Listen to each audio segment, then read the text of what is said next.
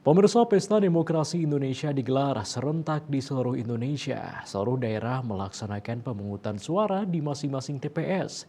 Pantauan di beberapa TPS di Buleleng belum ditemukan kendala atau masalah yang berkaitan dengan surat suara maupun kecurangan yang terjadi di masing-masing TPS.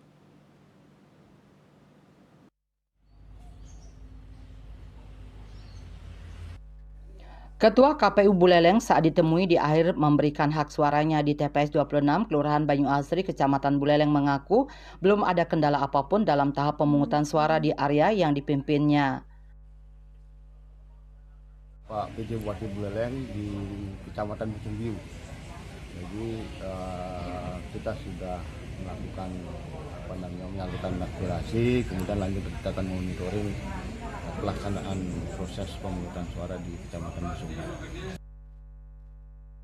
Di Kabupaten Buleleng juga terdapat TPS khusus perempuan yakni TPS 007 Kampung Kajanan Kecamatan Buleleng. Semua petugas TPS adalah perempuan. Selain itu KPU pada pemilu 2024 membentuk satu TPS khusus yang berada di Lapas Kelas 2B Singaraja. TPS ini dibentuk untuk bisa memberikan tahanan atau warga binaan bisa menyalurkan hak pilihnya. Sekitar 246 orang warga binaan menggunakan hak pilihnya di TPS tersebut. Barangkali yang tidak memiliki NIK dan KTP. Tapi ada? Ya. Ada? Ada. Berapa ada. orang, Pak?